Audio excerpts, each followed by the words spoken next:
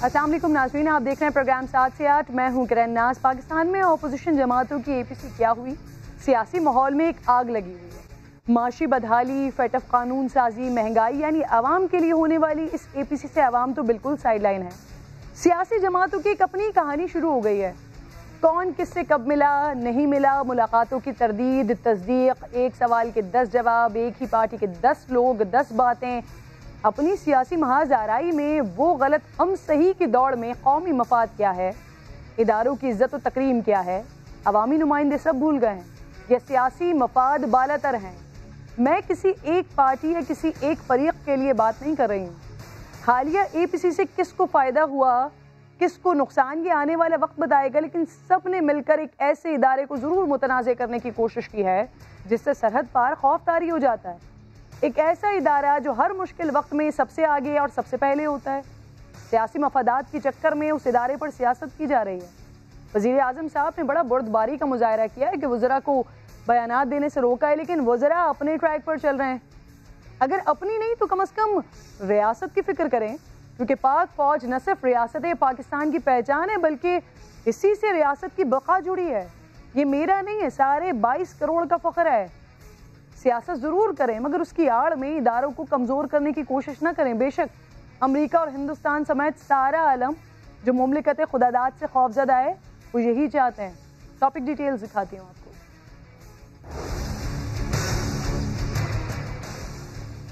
मरियम नवाज ने अपने चचा शहबाज शरीफ और इत्तेहादी बिलावल की आर्मी चीफ से मुलाकातों पर एतराज़ उठा दिया। कहा डिनर था या मुलाकात, बाद में पता चला शिरकत के लिए नवाज शरीफ से इजाज़त नहीं ली गई थी। कह दिया सियासी इशूज़ पर न सियासी क़यादत को बुलाना चाहिए न ही सियासी क़यादत को जाना चाहिए। एक नहीं 2 मीटिंग्स हुई हैं। ख्वाजा आसिफ और एहसन इकबाल तो आर्मी चीफ से 1-on-1 मिले थे। शेख रशीद के तहलका खेज इंकशाफात, दोनों लीगी रहनुमाओं ने 1-on-1 मुलाकात की तरदीद कर दी है। सच क्या है, प्रोग्राम में खोजने की कोशिश करते हैं।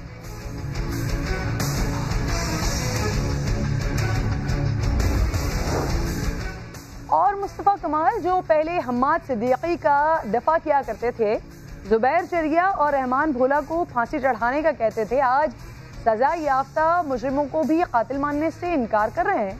कह रहे हैं बल्दिया केस का मुकदमा झूठा है, भोला और चरिया कातिल नहीं है।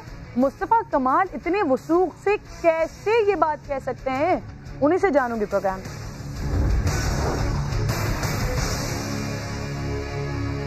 ये बताएं कि जो खलाई मखलूक है खला में चली गई है या आप लोगों की सुलह होगी है? जो ये टीवी के ऊपर आपकी स्पीच भी चल रही है और मियां साहब की भी स्पीच चली है।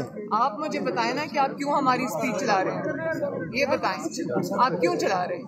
क्योंकि जुल्म और प्रेशर और हथकंडे एक हद तक चलते हैं, हमेशा नहीं चल सकते।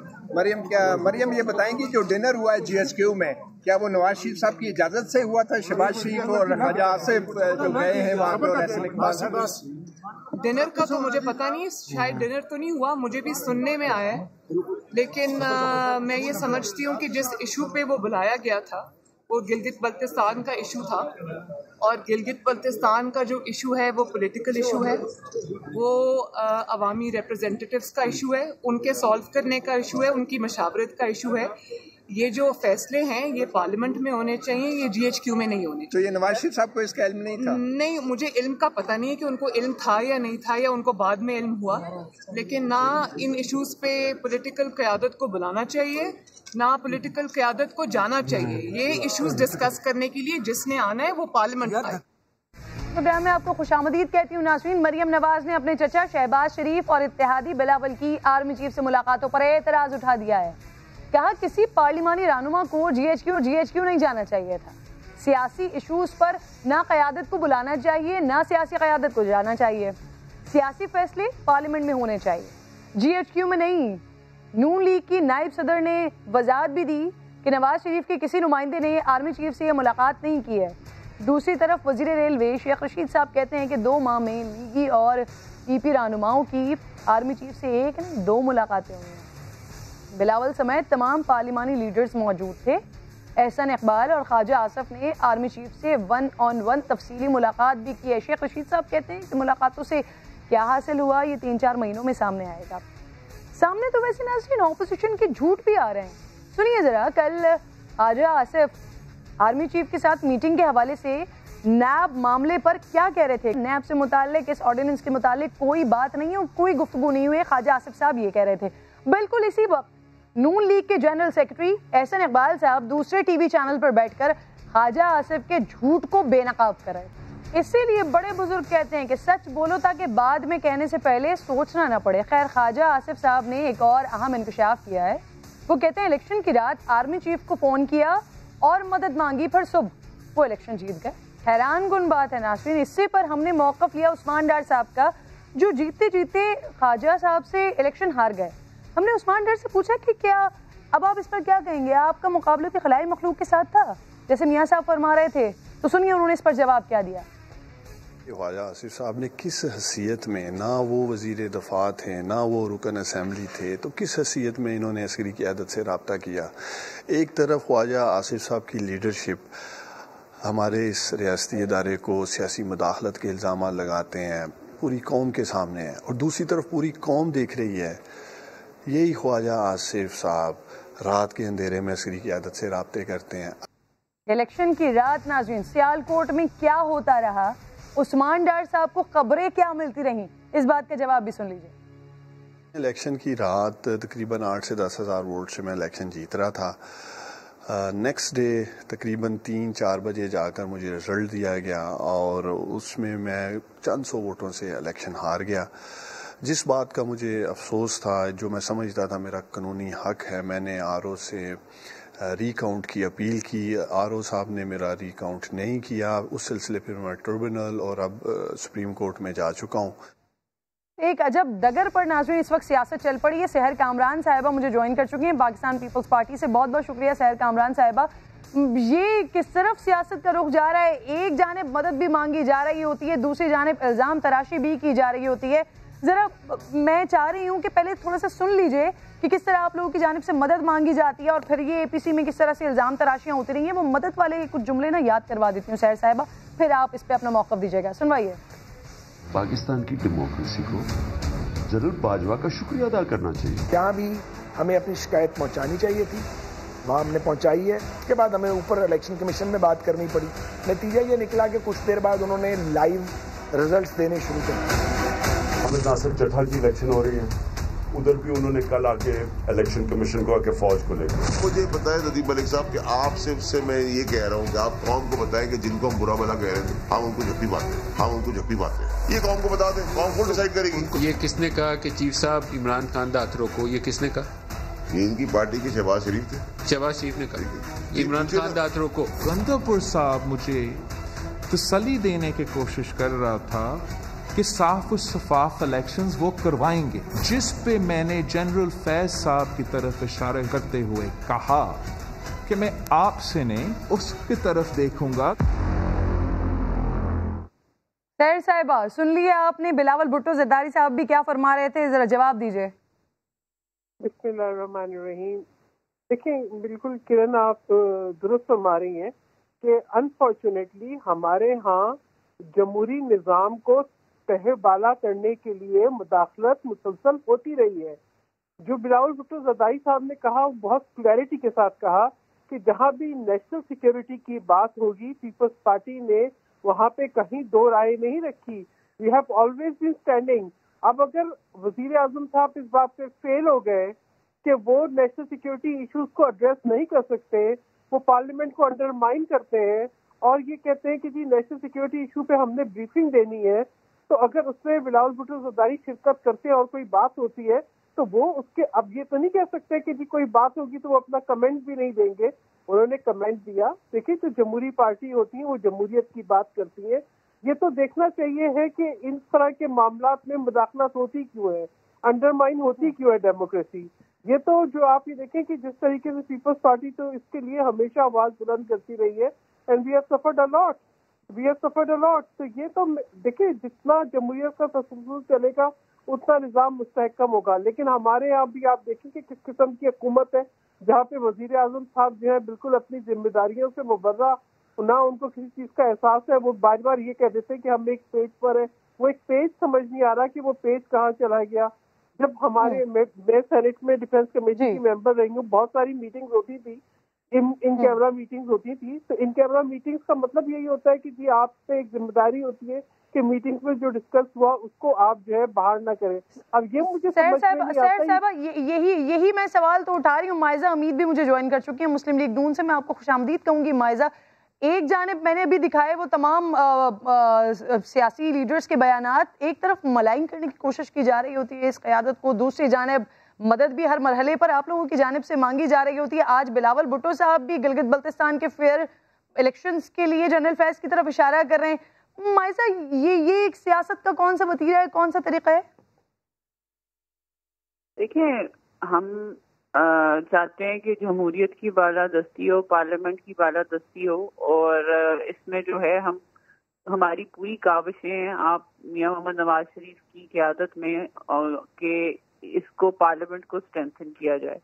تو یہ کوئی وتیرہ تو نہیں ہے، یہ تو ایک نارمل چیز ہے. اور جمہوریت میں جو ہے جمہوریت کو اسٹرینتھن کرنے کے لیے یہ بات بار بار کرنے میں کوئی حرج نہیں ہے.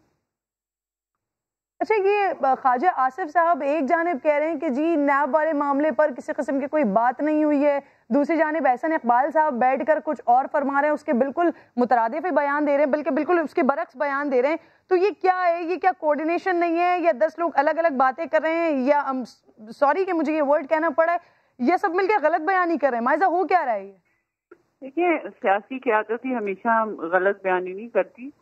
کوئی مسن جو ہے اگر کوئی بات ہوئی تھی جس پہ ہر کسی نے کا پوائنٹ آف ویو یہی تھا کہ گلگت بلتستان کے بارے میں بات ہوئی اور ان کے الیکشنز کے بارے میں بات ہوئی، اور وہی ہمارا کلیئر سٹانس ہے کہ یہی بات ہوئی اور ان الیکشنز کو بہت امپورٹنس دی جا رہی ہے.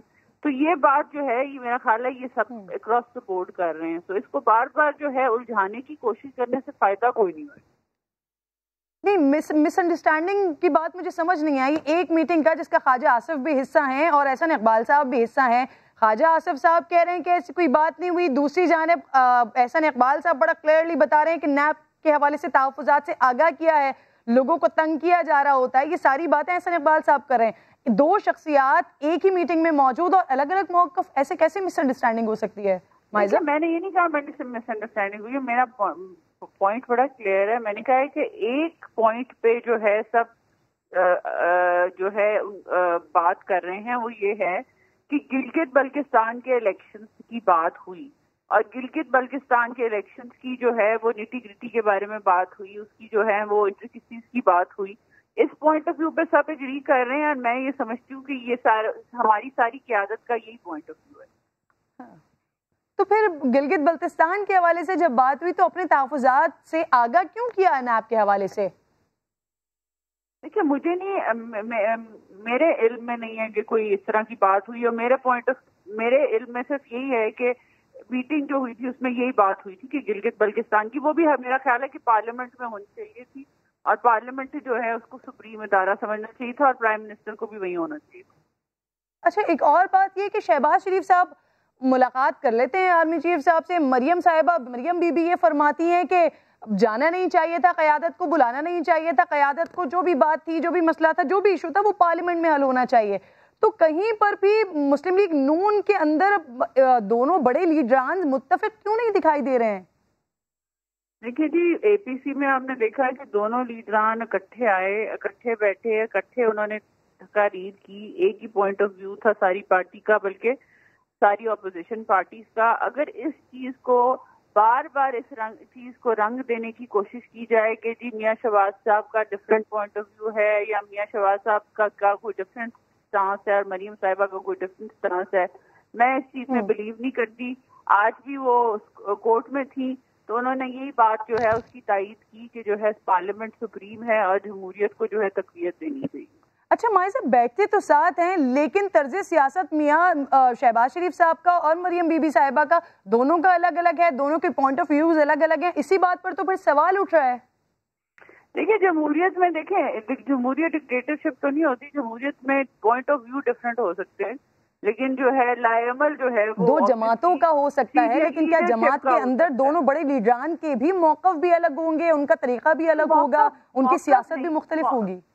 میں یہ کہہ رہی ہوں کہ پوائنٹ آف ویو جو ہے رائے دینا ہر کسی کا حق ہے، لیکن یہ جو ڈیسائیڈ کرنا کہ کیا کس پہ عمل درآمد ہوگا وہ قائد کرتے ہیں میاں محمد نواز شریف صاحب اور میاں شہباز شریف صاحب۔ تو یہ جو مریم بی بی بات کر رہی ہیں یہ میاں نواز شریف صاحب کی گفتگو ہے یا میاں نواز شریف صاحب کا پوائنٹ آف ویو ہے اور اس پر شہباز شریف صاحب عمل نہیں کر رہے ہیں؟ مریم بی بی جو بات کر رہی ہیں وہ شہباز صاحب کے پوائنٹ آف ویو کے بارے میں بھی بات کر رہی ہیں، میاں صاحب کے بارے میں بات کر رہی ہیں، اور میں سمجھتی ہوں کہ دونوں کا پوائنٹ آف ویو ایک ہی ہے۔ سحر کامران صاحبہ، آپ کو یہ ساری باتیں دیکھتے ہوئے فی الحال تو آپ لوگ ایک اپوزیشن اور پورا ایک اتحاد بنا ہوا ہے ابھی مسلم لیگ نون کا اور پاکستان پیپلز پارٹی کا، آپ کو یہ دونوں باتیں ایک جیسی لگ رہی ہیں کیا؟ دیکھیں بات یہ کرن، جب یہ دیکھنا ہے کہ میٹنگ کال کس ایشو پہ ہوئی، میٹنگ ایک ایشو پہ کال ہوئی جس کو گلگت بلتستان کا ایشو تھا، جس کو ہم سمجھتے ہیں ایک سینسیٹیو ایشو ہے اور سینسیٹیو ایشو میں اس کے ساتھ سیکورٹی ریلیٹڈ ایشوز بھی ہیں۔ اگر ہمارے یہاں روایت یہ رہی ہے پیپلز پارٹی کے دور میں کہ آرمی چیف کو جو ہے اور جو ریلیٹڈ ملٹری قیادت ہے اس کو بلایا گیا ہے پارلیمنٹ ہاؤس میں کہ آپ بریفنگ دیں۔ میں سینٹ کی ممبر تھی تو بھی آرمی چیف جو ہے انہوں نے آ کے سینٹ میں بریفنگ دی۔ اب اگر آج حالات یہ ہے کہ کشمیر پہ ریزولوشن پاس ہوتی ہے تو وزیر اعظم غائب ہوتے ہیں، کشمیر پہ میٹنگ فارن آفس میں ہوتی ہے تو وزیر اعظم غائب ہوتے ہیں، پارلیمنٹ کے اندر ڈسکشن ہوتا ہے تو وزیر اعظم غائب ہوتے ہیں۔ اب اگر کوئی ایسی چیز ہے جہاں پہ کال کیا اور یہ کہا کہ یہ اہم ایشو ہے اور ہم سیاسی قیادت سے بات کرنا چاہتے ہیں تو سیاسی قیادت نے ایک ذمہ دار رول ادا کیا۔ آئیڈیلی بالکل نہیں جانا چاہیے تھا، لیکن ایک ذمہ دار رول ادا کرتے ہوئے کہ یہ معاملہ اہم ہے، ہم اس پہ چاہیں تاکہ ہم اپنا موقف دے سکیں۔ اب پارٹی سے سب نے اپنا موقف دیا ہے، ڈیفینیٹلی اگر وہاں پہ ایک میٹنگ ہو رہی ہے، گفتگو ہو رہی ہے تو اس گفتگو میں بعض باتیں جو ہے وہ جو ایجنڈا ہے اس سے ہٹ کے کیجول بھی ہو جاتی ہے اور ان کو کوئی کوٹ کر، لیکن میں یہ سمجھنا چاہتی ہوں کرن کہ ایک طرف اگر یہ طے کیا گیا کہ یہ ان کیمرہ میٹنگ ہے اور سیاسی جماعتوں کو پابند کیا گیا کہ آپ اس کے بارے میں بات نہ کریں، تو اس کے بعد ایک صاحب کا اٹھ کے یہ کہنا کہ یہ میٹنگ ہوئی اور میں چیلنج کرتا ہوں اور میں میڈیا میں بات کرتا ہوں، یہ کیا چیز ہے؟ یہ بکھلاہٹ ہے، یہ گھبراہٹ ہے، یہ کوئی نئی اسٹریٹجی ہے یا وہ پریشان ہو گئے اے پی سی سے؟ یعنی یہ بتائیں نا، دیکھیں بات یہ ہے اگر ہم بات کرتے تو ہمیں کہا جاتا ہے کہ جی نیشنل سیکورٹی ایشو تھا، آپ نے اس کا خیال نہیں کیا، آپ نے باہر نکل کے بات چیت شروع کر دی، ابھی اس سے جو ہے نا بھارت کو یہ ہو جائے گا، ابھی ہماری بات جو ہے وہ بیچ میں سے لیک ہو گئی۔ ابھی جو کوئی اور صاحب بات کر رہے ہیں اور بیچ میں سے ٹوسٹ نکال رہے ہیں، اس کا کیا مقصد ہے؟ میں تو بھی آپ شیخ رشید صاحب کی بات کریں گے؟ جی آپ شیخ رشید صاحب کی بات کر رہی ہیں؟ میں شیخ رشید صاحب کی بھی بات کر رہی ہوں کہ مجھے یہ بتائیں کہ اگر ان کیمرہ میٹنگ تھی تو وہاں سارے ممبرس کے لیے ان کیمرہ تھی، اگر موضوع گلگت بلتستان تھا سب کے لیے گلگت بلتستان تھا۔ اب اس کے اندر ہو سکتا ہے کسی نے یہ بھی کہا ہو، کوئی اور بھی بات کی ہو، کسی نے چائے بھی پی ہو، کسی نے جو ہے کوئی اور بھی بات کر لی ہو، یا ڈسکشن میں جیسے یہ میں بھی آپ سے اس پروگرام میں سن رہی تھی، میرے تو علم میں نہیں تھا لیکن آپ نے ہی پروگرام میں کلپ دکھایا کہ انہوں نے کہا کہ جی سول بیوروکریسی کام نہیں کرتی، تو اس پہ اثر اقبال صاحب نے کمنٹ کر دیا کہ جی اس لیے نہیں کام کرتی نیٹ کی وجہ سے، تو دیٹ واز اے کمنٹ۔ دیکھیے بات کہنا کہ کوئی نیٹ کی بات کرنے گیا تھا تو دیٹ از، میں سمجھتی ہوں کہ وہ باتوں کو ٹویسٹ دینا، میں سمجھنا چاہ رہی ہوں کہ یہ کیا شیخ رشید صاحب کا اپنا سول آئسولیٹڈ ان کا اپنا فیصلہ تھا، یہ پوری حکومت کا فیصلہ تھا، یا کوئی اور اسٹریٹجی ہے؟ میں تو ابھی یہ سمجھنے کی کوشش کر رہی ہوں کہ اہم معاملات کو اگر یہ سمجھتے ہیں کہ گلگت بلتستان کا معاملہ اتنا اہم ہے، ہم تو سمجھتے ہیں بہت اہم ہے، ہم تو سمجھتے ہیں کہ گلگت بلتستان کے معاملے پر مجھے یہ بتائیے سحر، جب اے پی سی ہوئی اتوار کے روز تو اس وقت بلاول بھٹو صاحب فرما رہے تھے کہ سیاست میں رول نہیں ہونا چاہیے قیادت کا، عسکری قیادت کا۔ اب یہاں پر آج کی جو پریس کانفرنس ہے جو میں نے ابھی سنوایا، ابھی گلگت بلتستان کے حوالے سے وہ کہہ رہے ہیں کہ گنڈا پور وہاں پر فری اینڈ فیئر الیکشن نہیں کروا سکتے، لیکن جنرل فیض کی جانب وہ اشارہ کر رہے ہیں۔ تو کیا اس کا بھی پھر فیوچر یہ تو نہیں ہوگا کہ اگر آپ لوگ وہاں پر الیکشن ہار جاتے ہیں تو اس کے بعد پھر ایک الزام تراشی کا سلسلہ شروع ہو جائے کہ جی دھاندلی ہو گئی ہے، اسٹیبلشمنٹ نے دھاندلی کروا دی ہے؟ سحر دیکھیں، الیکشن کے اندر جو کوئی رول نہیں ہونا چاہیے، جو ایک رول تھا سیکیورٹی کا وہ ہوتا ہے پولنگ اسٹیشن کے باہر۔ ہمارا یہ بالکل موقف پہلے بھی رہا، اب بھی رہا کہ جو ہے الیکشن کے اندر جو پری الیکشن انجینئرنگ ہوتی ہے وہ نہ کریں۔ یہ ایک المیہ رہا اور یہی بات تھی جو ہماری 2018 کے الیکشن میں تھی، اور کوئی پارٹی پارلیمنٹ میں جا کے بیٹھنے کو تیار نہیں تھی، لیکن صرف جمہوریت کے تسلسل کے لیے پیپلز پارٹی نے باقی پارٹیز کو بھی قائل کیا اور ہم جا کے پارلیمنٹ میں بیٹھے. یہ تو اب میں سمجھتی ہوں کہ اب یہ فیصلہ کرنا ہوگا کہ کیا ہم اسی طریقے سے انڈرمائن کرتے رہیں گے عوام کی مینڈیٹ کو، ان کی رائے کو. اور بلاول بھٹو زرداری نے بہت کلیئرلی یہ بات کہی، اے پی سی میں بھی کی، اب بھی کی، پہلے بھی کی. ہمارے منشور کا بھی حصہ ہے کہ گلگت بلتستان کے اندر تمام فیصلے جو ہے وہاں کی عوام کی منشا کے حساب سے ہونے چاہیے. اور دوسری بات یہ کہ اگر وہاں پہ شفاف الیکشن نہیں ہوئے، وہاں پہ عوام کا مینڈیٹ جو ہے وہ انڈرمائن کیا گیا، تو it would be rather a larger and a bigger security threat. تو اس کو دیکھنا ہوگا. اور اگر اس طرح کی بات ایک تنبیہ کی جاتی ہے میٹنگ کے اندر، یہ بتایا جاتا ہے کہ آپ کے اوپر انگلیاں اٹھ رہی ہیں اور ہمارے یہ کنسرن ہے، تو اس میں کیا حرج ہے؟ یعنی اگر ہم اپنے کنسرن کا کسی نہ کسی پلیٹ فارم پہ تو اس پہ بات کریں گے نا. اب اگر پارلیمنٹ میں وہ نہیں ہے تو کیا ہم صرف ساری باتیں میڈیا پہ کریں گے؟ اگر وہاں پہ ایک میٹنگ ہو رہی ہے تو definitely we have to convey, ہمیں کنوے کرنا ہے اپنا اوپینین. ٹھیک ہے، یہ آپ نے اپنے اوپینین کو کنوے کیا. بہت بہت شکریہ آپ کا سحر کامران صاحبہ، آپ ساتھ موجود تھی. مائزہ حمید، آپ کا بھی چھوٹا سا بریک لینا ہے مجھے. بریک کے بعد جب واپس آؤں گی تو سانحہ بلدیہ اور جب اس کا فیصلہ سامنے آیا، اس کے بعد مصطفیٰ کمال صاحب کا موقف بڑا تبدیل ہوا ہے. پہلے جن کو کہتے تھے کہ انہیں پھانسی پر لٹکایا جائے، اب کہتے ہیں کہ وہ معصوم ہے، انہوں نے کچھ نہیں کیا. انہی سے ان باتوں کا جواب لوں گی. میرے ساتھ ہوں گے بریک کے بعد.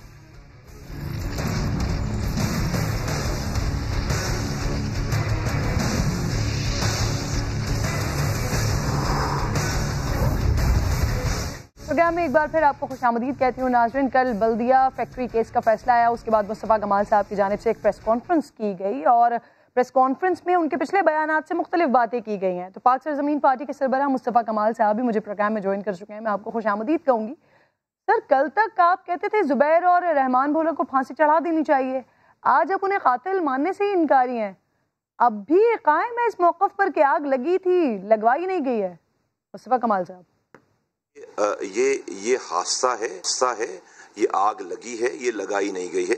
اور یہ آگ اس لیے کہ ہم نے یہاں پر ریسکیو کا کام کیا ہے 3-4 گھنٹے کے بعد. وہاں پہ مالکان اس وقت موجود تھے.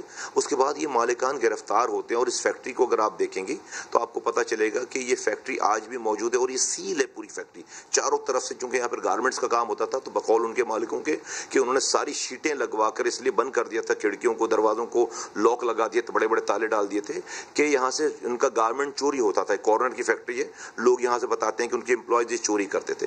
تو یہ پہلے دن سے یہ والی بات بڑی آیا ہی ہے. تو بعد میں 3 سالوں کے بعد جا کر پھر ایک نئی جی آئی ٹی بنتی ہے اور سارا سلسلہ ہوتا ہے. تو میرا آج یہ مالکان موجود نہیں. آج تو کراچی کے بڑے اچھے حالات ہیں، امن ہو گیا ہے، سب چیزیں ہو گئی ہیں. تو ان کو تو یہاں پر آ کر اپنی فیکٹری دوبارہ چلانی چاہیے، پروٹوکول لینا چاہیے، پولیس رینجرز اپنے ساتھ دینی چاہیے. آج بھی یہ ملک میں نہیں آتے. اور جو ایویڈنسز ہیں جو پیش کیے گئے، اب تو یہ جی آئی ٹی سے بہت آگے کی چلی گئی بنا بات. اب تو یہ کورٹ میں، اور آپ کو یہ پتہ ہونا چاہیے کہ یہ کورٹ میں یہ مقدمہ اوپن ہیئرنگ نہیں ہوئی. اس کی جیل کے اندر تمام میڈیا کو باہر نکال کر جیل کے اندر اس کی جو ہے وہ ہیئرنگ ہوئی ہے.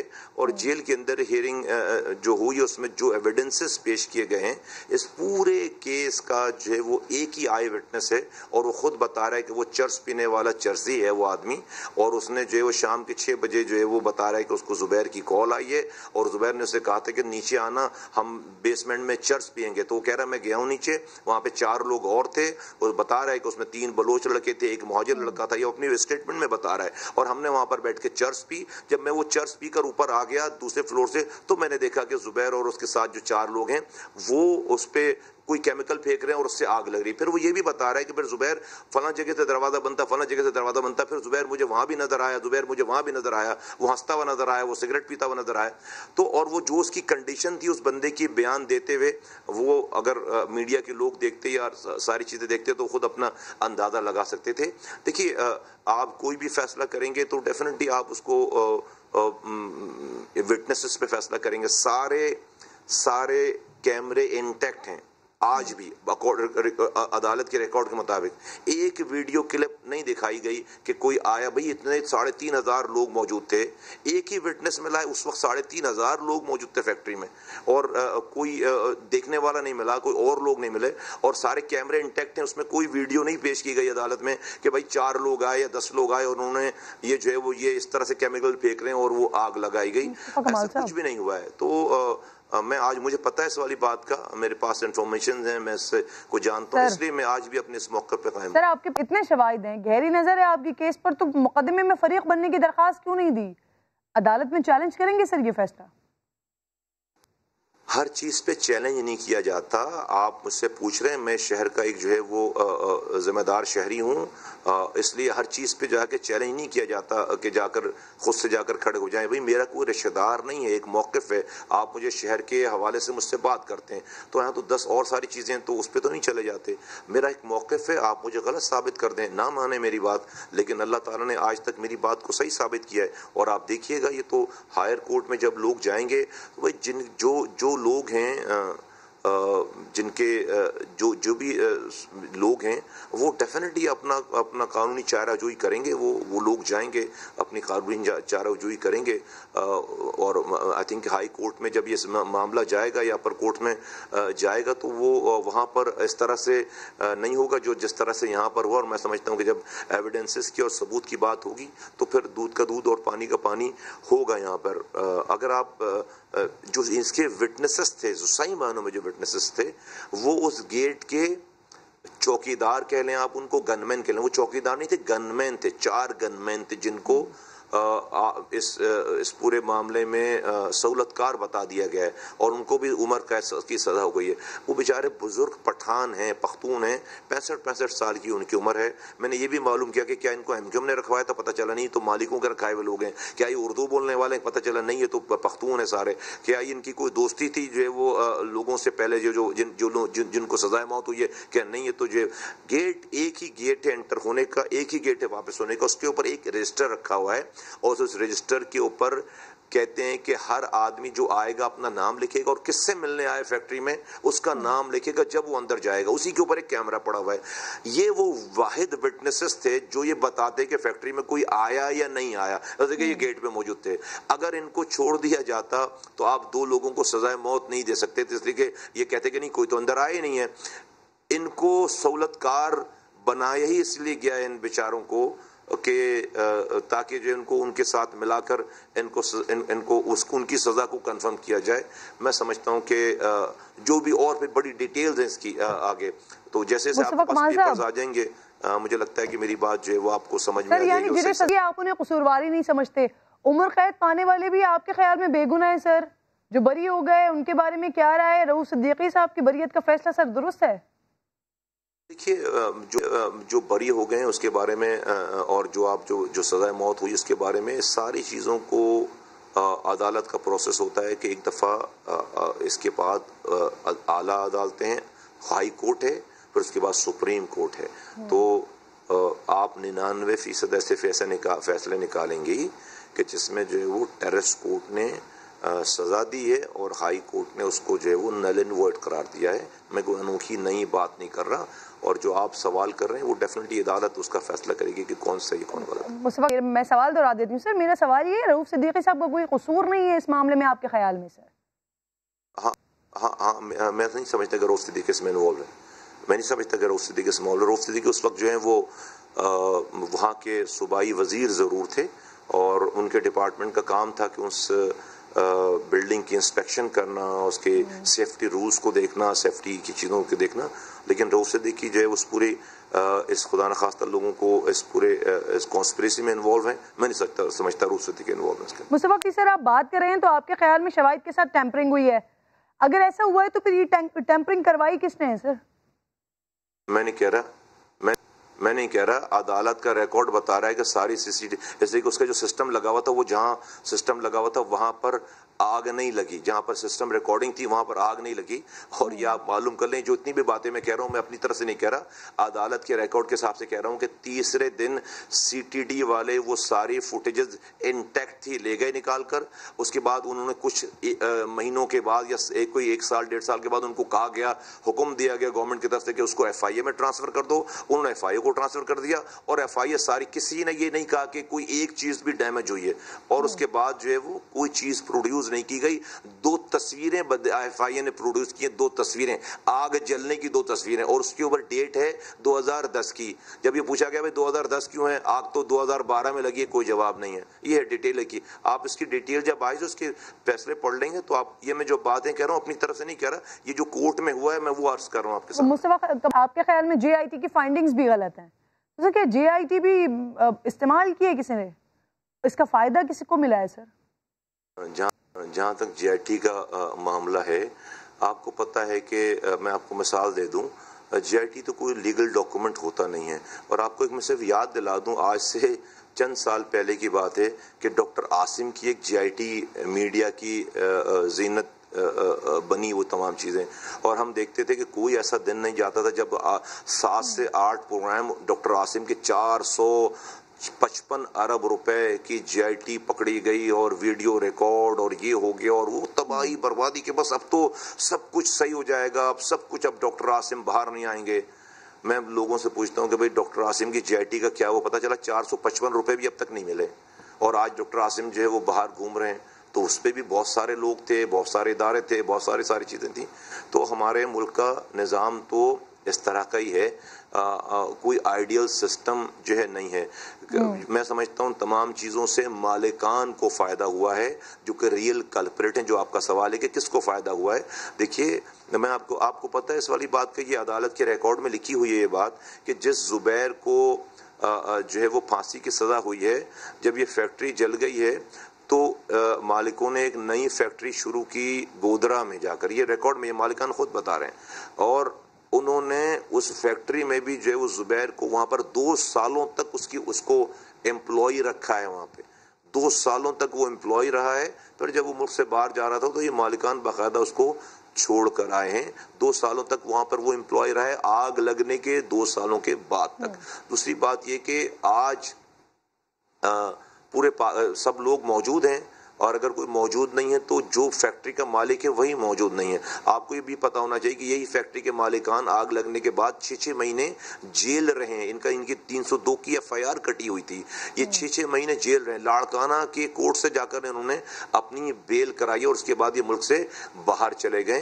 तो ये बहुत लंबी कहानियां हैं और बहुत सारी इसके अंदर स्टोरीज है। मेरा सिर्फ ये मानना, मैं इसलिए बोल रहा हूँ कि हम सब लोगों को, देखिए आपको भी और हमें भी एक दिन मरकर इसका हिसाब देना है। हमारे सामने जो चीज हो रही है, हम अपनी दानिश में जो चीज समझते हैं सही, उसके ऊपर बोलना बहुत जरूरी है, वरना हमें इसका हिसाब देना पड़ेगा। 280 लोगों के खून का मसला है, बहुत बड़ा सानिया है, बहुत बड़ा जुल्म है। लेकिन उससे भी बड़ा जुल्म है कि किसी बेकसूर आदमी के ऊपर इन 280 लोगों का मालिकान की एक और भी शख्सियत वो भी नहीं है सर, लेकिन ये वो शख्सियत है कि इनका जब नाम आता है तो आप बड़े जज्बाती हो जाते हैं। तो पहले मैं आपको आप ही की बातें जरा सुनवा देती हूँ, फिर मैं इस शख्सियत के हवाले से आपसे बात करती हूँ। सुनिए सर। मेरा आज भी ये कन्विक्शन है कि उसने ये काम नहीं किया। अगर अम्मार सिद्दीकी आकर बगैर तशद्दुद हुए वो ये कहे कि हाँ वो कहे कि हाँ मैं इसमें इन्वॉल्व हूँ, मैं कहता हूँ मैं आपके सामने बैठकर माफी मांगूंगा, कौन से ऊपर कहूँगा कि जो मैंने कह रखा है अपने बारे में मुझे भी मार दो। बल्दिया टाउन के हवाले से अम्मार सिद्दीकी और अनीस कायम खानी की मैं कहता हूँ कि अगर ये इन्वॉल्व होंगे, अगर आप करें तो मुझे पहले फांसी देना। खुद ही उसकी चार्जशीट दे रहे हैं, किसी और ने थोड़ी दी है चार्जशीट। अपना पूरा कचरा जो है वो अम्मार सिद्दीकी को ऊपर आ, इसलिए कि वो बेजुबान है बेचारा, एक छोटा सा आदमी, एक KTC का इंचार्ज, उसकी औकात क्या बेचारी की। अनीस कायम खानी और अम्मार मुस्तफा कमाल साहब, हम्माद सिद्दीकी, ये एक नाम, सर इस नाम पर आप इतने जज्बाती क्यों हो जाते हैं? अगर वो इतनी पाक साफ हैं तो मफरूर क्यों है सर, आ क्यों नहीं जाते? मैं तो इस वाक़े के हवाले से मैंने बात की होगी, इसके अलावा तो मैंने कभी बात नहीं की। اس کے علاوہ تو کبھی بات نہیں کی. کوئی میری جذباتی وابستگی نہیں ہے. ایک آپ دیکھیے تو ایک لمحے کے لیے سوچیں مجھے اس کے اندر کیا فائدہ ہے. عمار صدیقی میری پارٹی کا کارکن نہیں ہے, میں عمار صدیقی کا پہلے ذمہ دار نہیں تھا, مجھے تو میرا عمار صدیقی کو رشتہ دار نہیں ہے. دیکھیے انسان کا کردار اگر وہ وقت پر سچ نہیں بول سکتا, مجھے پتہ ہے کہ اس تمام باتوں کی ریپرکشنز کیا. پورا پاکستان آپ اور پورا پاکستان ایک شخص کو کہتا ہے کہ بھئی یہ قاتل ہے, اور میں کہتا ہوں کہ نہیں یہ اس نے فیکٹری میں آگ نہیں لگی نہ لگوائی. مجھے پتہ ہے کہ یہ بڑی ان پاپولر بات ہے, یہ ابھی لوگوں کو جو ہے وہ بالکل سمجھ میں نہیں آئے گی, اور لوگ اس کے اوپر کوئی جو ہے وہ اس پہ اچھی بات نہیں کریں گے. لیکن مصطفیٰ کمال ایسا ہی ہے. اگر جو میں کنوکشن کے ساتھ صحیح سمجھتا ہوں, اگر وہ میں نہیں کہوں وقت پر تو میں رات کو سو نہیں سکتا, مجھے رات میں نیند نہیں آئے گی. بھلے مجھے دنیا کو جواب نہیں دینا, مجھے اپنے رب کو جواب دینا. میرے رب کو پتا ہے کہ مجھے پتا ہے کہ یہ کام ایسے نہیں ہوا ہے, مجھے پتا ہے اس کو, میرے رب کو پتا ہے کہ میں اپنی سیاست ابھی بچانے کے لیے خاموشی اختیار کر لوں. بلکہ میرا تو نیریٹو یہ ہونا چاہیے کہ یہ ایم کیو ایم ہے ہی کلپریٹ. دیکھیں اسی لیے تو میں نے پارٹی چھوڑی تھی, یہ سب لوگ بدماش ہیں, چور ہیں, ڈاکو ہیں. یہ ٹھیک بات نہیں ہے. بالکل ایم کیو ایم قتل و غارت گری میں انوالو ہوگی, بالکل بتے لیتی ہوگی, اور 10,000 مسائل ہوں گے. یہ والا کام پرٹیکولرلی جب بلدیہ فیکٹری کی بات کرتے ہیں, یہ والا کام آگ حادثہ ہے. یہ کوئی کسی نے نہیں لگائی آگ. شام کے 5 بجے کوئی آگ لگانے 3,500 لوگوں کی موجودگی میں نہیں جائے گا, اور جائے گا تو اس سے کوئی ہاتھا پائی ہوگی. کوئی 300 لوگ جو اپنے ہاتھ بندھوا کر اپنے آپ کو نہیں کہیں گے مجھے جلا دو, کوئی اس سے چھینے گا, کوئی مارے گا, کوئی بھاگے گا, کوئی دوڑے گا. 400 لوگوں میں ایک آدمی آئی وٹنس ملا ہے, اور وہ چرس خود کہہ رہا ہے کہ وہ چرسی ہے, چرس پینے والا آدمی ہے, اور کوئی ویڈیو ایویڈنس نہیں ہے. ویڈیو انٹیکٹ ہے ساری, کوئی اور دوسری ایویڈنسز نہیں ہیں. اور اگر بھتے دیکھیں, ایک ہر چیز کا ایک سگنیچر ہوتا ہے. آپ سب لوگ جانتے ہیں ایم کیو ایم کو, میں بھی جانتا ہوں, آپ بھی جانتے ہیں. ایم کیو ایم کی کوئی مصطفیٰ کمال صاحب, کیا سگنیچر مصطفیٰ کمال صاحب آپ پھر وہی مجھے بات بتا رہے ہیں جس کا آپ پہلے آلریڈی جواب دے چکے ہیں پہلے سوال میں. سر عمار صدیقی کے حوالے سے میں بات کر رہی ہوں, تو کیا آپ صرف اسی کیس میں بے گناہ سمجھتے ہیں ان کو, یا بھتہ خوری اور ٹارگٹ کلنگ کے جو الزامات ان پر لگتے رہے ہیں, بہت سے کیسز میں نام ہے ان کا, آپ کے خیال میں وہ سب میں بے گناہ ہے سر؟ ابھی تو پوری ایم کیو ایم کو پھر آپ مجھ سے ہی نتی کریں نا کہ وہ سب کے سارے کیسز نکال کے, جب کوئی کیس آئے گا جب ہوگا تو اس وقت مجھ سے بات کیجیے گا. 2009 سے سر 2013 تک عمار صدیقی کی سر پارٹی میں سرگرمیاں کیا تھیں, یہ تو علم ہوگا نا آپ کو؟ جی بہت ساری سرگرمیاں, ساری چیزیں میں آپ کو ٹی وی پہ بتا نہیں سکتا. بہت ساری سرگرمیاں آپ مجھ سے جو ہے وہ بتا دیں گے. بہت ساری, سب کو پتا ہے کہ کیا ہوتا تھا شہر میں, کیا ہو رہا تھا, سب کو پتا تھا کتنے گروپس یہاں پر کام کر رہے تھے. تو آپ چھوڑ دیں ساری عمار صدیقی کی, اتنی بات کریں جتنی بات ہے عمار صدیقی کی. جب اور کوئی بات ہوگی تو پھر اس کے بعد, ابھی عمار صدیقی کی انٹروگیشن تو نہیں چل رہی نا مجھ سے آپ کی کم سے کم. میں یہ جاننا چاہ رہی ہوں کہ ان کی ذمہ داریاں کیا تھی سر؟ جی وہ میں نے اپنی زیادہ ذمہ داریاں پوری کر دی ہیں, سیاسی ذمہ داریاں جو ضرورت سے زیادہ پوری کر دی. کمال صاحب میں آپ کی بات نہیں کر رہی ہوں سر, میں عمار صدیقی کی بات کر رہی ہوں کہ کیا وہ سیاسی سرگرمیوں کا حصہ تھے سر؟ جی وہ تنظیمی کمیٹی کے انچارج تھے, وہ تنظیمی کمیٹی کے انچارج تھے وہ. جی بالکل سیاسی فیصلوں میں. اچھا وہ ایم کیو ایم میں سر کافی عرصے آپ کے ساتھ رہے ہیں, پی ایس پی کے قیام کے وقت کوئی رابطہ ہوا ان کا آپ سے؟ نہیں, مجھے پی ایس پی بنانے کے بعد ان سے میرا کوئی رابطہ نہیں. یا مصطفیٰ کمال صاحب آپ نے کبھی ان کو یہ پیغام بھجوانے کی کوشش کی کہ وہ بے گناہ ہے, آئیں عدالت کا سامنا کریں, اگر پیش ہو جائیں تو ہو سکتا ہے کہ ری ٹرائل میں چھوٹ جائیں؟ نہیں, میرے پاس جو ہے وہ ان کا ایڈریس نہیں ہے کہ کہاں رہ رہے ہیں. اگر آپ کو ملے تو مجھے بتائیے گا, میں ضرور اپروچ کروں گا ان کو. مصطفیٰ کمال صاحب چھوٹی سی زحمت دوں گی آپ کو, ایک چھوٹا سا بریک مجھے لینا ہے, بریک کے بعد واپس آتے ہیں.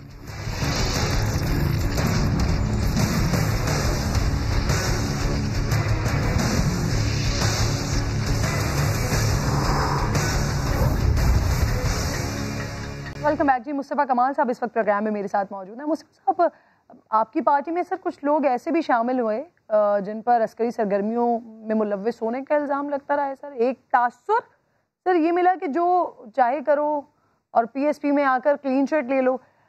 آپ نہیں سمجھتے سر کہ یہ تاثر زائل ہونا چاہیے؟ نہ کریں زائل, جو ہے مجھے کوئی زائل کرنے کی ضرورت نہیں. رکھیں, خوش رہیں اپنے خرچے پہ, یہ تاثر بھی رکھیں, خوش رہیں اپنے خرچے پہ. کوئی ضرورت نہیں مجھے تاثر ظاہر کرنے کی. میں جو ہے فرشتوں پہ تبلیغ کرنے نہیں آیا. اس شہر میں آج امن ہے تو ہماری وجہ سے, اگر ہم نہیں ہوں تو پھر آپ جو ہے وہ یہاں پر फिर चल कर दिखा दें और ये फिर ये शहर भी हम नहीं होते तो यहाँ पर 20-20 22-22 लोग मर रहे थे। अल्लाह ने हमारे ज़रिए इस शहर में अमन करवाया अल्हम्दुलिल्लाह। तो हमें फ़ख्र है इस वाली बात पे। बाकी लोगों के तासुरात के ऊपर मैंने जो है वो ना पहले तवज्जो दी है ना मेरे पास टाइम। मुस्तफा, ऐसी बातें भी सर सामने आई कि एडमिनिस्ट्रेटर कराची बनाया जा रहा है, आपको ऐसा कोई फैसला आया सर? ऐसी कोई तजवीज़ आई ज़ेर गौर या मीटिंग में सर? जैसी कोई नो कमेंट्स ऑन दैट। ज़रूरी नहीं कि इस वाली बात का मैं जवाब दूँ। सर पूरा कराची, बड़ा एक अहम सवाल था मेरे जहन में कि पूरा कराची बारिशों में डूबा हुआ था सर। आप मुख्तलिफ टीवी चैनल्स पर थे, बयानात दे रहे थे, लेकिन आप सर नज़र नहीं आए कहीं मैदान अमल में। तो क्या ज़रूरी है कि ओहदा मिले तो ही बाहर निकला जाए? क्योंकि आप अवामी नुमाइंदे हैं, निकलना चाहिए आपको। जी मुझे आप ये भी इस वाली बात का भी जवाब ज़रूरी नहीं कि मैं आपको दूँ। मुझे पता है मुझे क्या करना है। मुस्तफा कमाल साहब, सर हालिया बारिशों के बाद सिंध हुकूमत के वज़रा आप पर मुसलसल इल्ज़ाम लगाते रहे कि शहर में चाइना कटिंग के जिम्मेदार आप हैं। आज नासिर हुसैन शाह साहब ने भी आपके खिलाफ से ट्वीट किया है, इस पर कमेंट करेंगे? नहीं, जो है वो अभी इस वक्त हुक्मरान है, उसका काम ट्वीट करना नहीं है, एक्शन लेना है। अगर ऐसा कुछ है तो एक्शन लेना मुस्तफा कमाल के ऊपर। मुस्तफा कमाल साहब बहुत बहुत शुक्रिया, प्रोग्राम में आप साथ मौजूद थे। प्रोग्राम का वक्त भी खत्म हो गया है नाज़रीन, इंशाल्लाह मुलाकात होगी आपसे कल। अपना और अपने मुल्क का ख्याल रखिए। अल्लाह ने